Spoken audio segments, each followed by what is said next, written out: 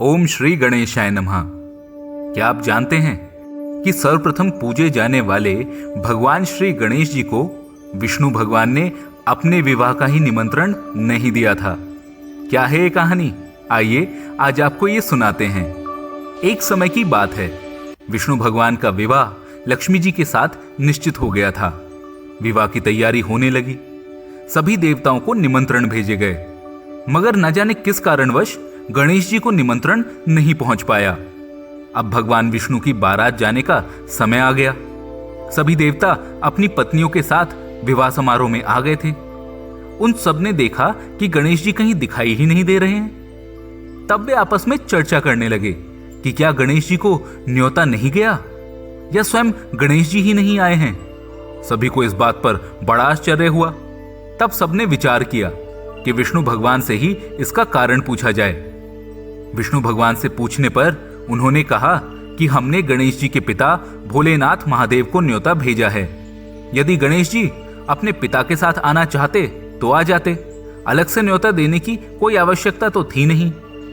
और दूसरी बात यह है कि गणेश जी को 1.25 मन मूंग, 1.25 मन चावल, 1.25 मन घी और 1.25 मन लड्डू का भोजन दिन भर में चाहिए। यदि गणेश जी नहीं आएंगे तो कोई बात नहीं, दूसरे के घर जाकर इतना सारा खाना पीना अच्छा भी नहीं लगता। विष्णु भगवान ये वार्ता कर ही रहे थे कि किसी ने एक सुझाव दिया कि यदि गणेश जी आ भी जाएं तो उनको द्वारपाल बनाकर बैठा देंगे कि आप घर का ध्यान रखना। आप तो चूहे पर बैठकर धीरे धीरे चलोगे तो बारात से बहुत पीछे रह जाओगे। ये बात सबको बड़ी पसंद आई तो विष्णु भगवान ने भी इस पर अपनी सहमति दे दी। अब हुआ ये कि इतने में गणेश जी वहां आ पहुंचे और उन्हें समझा बुझाकर घर की रखवाली करने बैठा दिया गया। बारात चल दी। तब नारद जी ने देखा कि गणेश जी तो दरवाजे पर बैठे हुए हैं, तो वे गणेश जी के पास गए और उनसे रुकने का कारण पूछा। गणेश जी कहने लगे कि विष्णु भगवान ने मेरा बहुत अपमान किया है। नारद जी ने कहा कि आप अपनी मूषक सेना को आगे भेज दें, वे सारा रास्ता खोद देंगी जिससे बारात के वाहन धरती में धंस जाएंगे, तब आपको सम्मान पूर्वक बुलाना पड़ेगा। ये बात गणेश जी ने मान ली और उन्होंने अपनी मूषक सेना जल्दी से आगे भेज दी और सेना ने जमीन खोखली कर दी। जब बारात वहां से निकली तो रथों के पहिए धरती में धंस गए। सबने लाख कोशिशें की परंतु पहिए निकले ही नहीं। सभी ने अपने अपने उपाय किए, मगर पहिए निकलने तो दूर बल्कि जगह जगह से टूट गए। किसी को समझ में नहीं आ रहा था कि अब क्या किया जाए। तब नारद जी ने कहा, आप लोगों ने गणेश जी का अपमान करके अच्छा नहीं किया। यदि उन्हें मनाकर वापस लाया जाए तो आपका कार्य सिद्ध हो सकता है और यह संकट टल सकता है। तब भगवान भोलेनाथ ने अपने दूत नंदी को भेजा और वे गणेश जी को लेकर आए। गणेश जी का आदर सम्मान के साथ पूजन किया गया। तब कहीं जाकर रथ के पहिए धरती से बाहर निकले।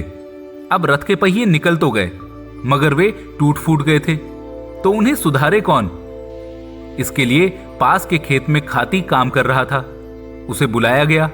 खाती अपना कार्य करने के पहले श्री गणेशाय नमः कहकर गणेश जी की वंदना मन ही मन करने लगा और देखते ही देखते खाती ने सभी पहियों को ठीक कर दिया। तब खाती कहने लगा कि हे देवताओं, आपने सर्वप्रथम गणेश जी को नहीं मनाया होगा और ना ही उनका पूजन किया गया होगा, इसीलिए आप इस संकट में पड़े हैं। हम तो मूर्ख अज्ञानी हैं, फिर भी पहले गणेश जी को पूजते हैं, उनका ध्यान करते हैं। आप लोग तो देवतागण हैं, फिर भी आप गणेश जी को भला कैसे भूल गए? अब आप लोग भगवान श्री गणेश जी की जय बोलकर जाएं तो आपके सब काम बन जाएंगे और कोई भी संकट नहीं आएगा।